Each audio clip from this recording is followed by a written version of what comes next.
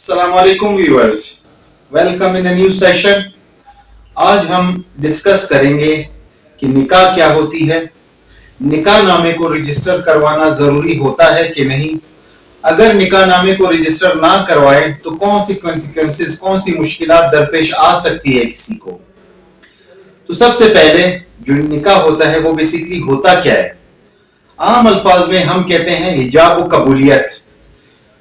किसी भी दो फरीकैन के माबैन, मर्द और औरत के माबैन हिजाब और कबूलियत, offer and acceptance, a civil contract of marriage between two persons, male and female, in which offer and acceptance is there। यानी एक सिविल कॉन्ट्रैक्ट शादी का एक मर्द और औरत के माबैन जिसमें हिजाब और कबूलियत होती है, और शरई हक महर या उनकी मर्जी का जो हक महर होता है वो होता है गवाहान की मौजूदगी में, तो इसे कहते हैं निकाह। अब निकाह को रजिस्टर करवाना शरीयत के मुताबिक तो आप जब ऐसा करेंगे तो निकाह तो हो गया, लेकिन कानून क्या कहता है। कानून का Muslim family law ordinance section 5 वो ये कहता है कि आप शरई तौर पे तो आपने निकाह कर ली, अल्लाह ताला की दरबार में तो आप सुरखरू हो गए, लेकिन आपने उस निकाह को रजिस्टर करवाना लाजमी होगा, उस निकाह को रजिस्टर करवाना जरूरी है। अगर आप नहीं करते तो कौन से कंसिक्वेंसेस होंगे, कौन सी मुश्किलात होंगी। सबसे पहली मुश्किल जो आपको दरपेश आएगी वो ये होगी कि section 5 Muslim family laws ordinance के तहत आपको 3 माह कैद और 1000 तक जुर्माना हो सकता है, या दोनों सजाएं भी दी जा सकती है। तो सबसे पहले आपको तो ये मुश्किल दरपेश है कि अगर आप निकाह रजिस्टर नहीं करते तो ये मसला होगा। उसके अलावा और कौन कौन से मसाइल दरपेश आ सकते हैं।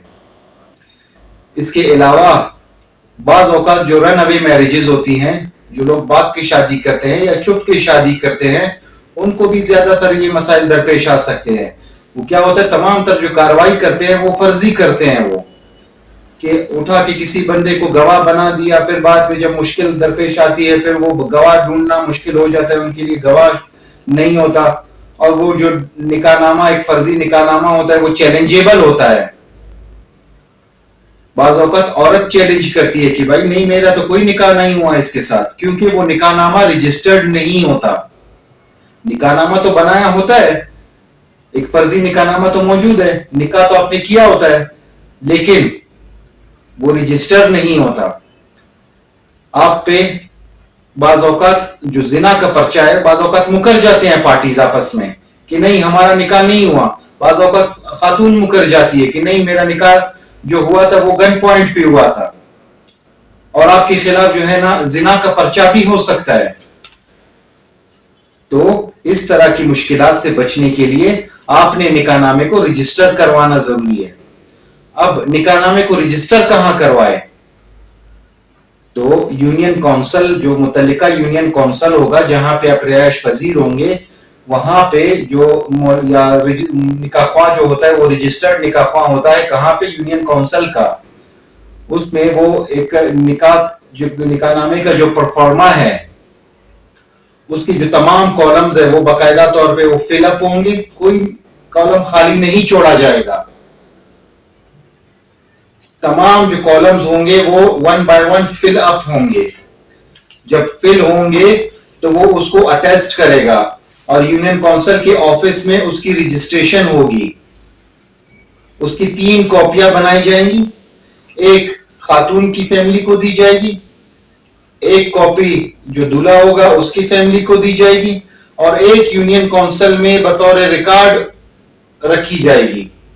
अगर फर्ज करे आपसे निकाहनामा गुम जाता है, या खातून या कोई मर्द जो है ना वो ये चैलेंज करता है कि नहीं हमारा निकाह नहीं, वो मुकर जाते हैं, तो बाकायदा आप उस यूनियन काउंसिल को दरख्वास्त देके उससे वो मुसद्दिका कॉपी, जो ट्रू कॉपी होती है, वो निकलवा सकते हैं। वो दिखा सकते हैं कि नहीं, गवाहान की मौजूदगी में बाकायदा तौर पर यूनियन काउंसिल के ऑफिस में हमारा निकाह रजिस्टर्ड हुआ है, और उस रजिस्ट्रेशन को दर्ज किया गया है उस रजिस्टर में, यूनियन काउंसिल के जो ऑफिस है वहां पे।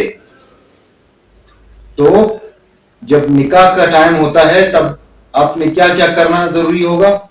سب سے پہلے 2 گواہ ہونے چاہیے، 2 گواہوں کے CNSE کی کاپیز اور ان کے CNSE کے نمبر اس متعلقہ جو نکاح نامہ ہوگا اس میں درج کروانا ضروری ہے.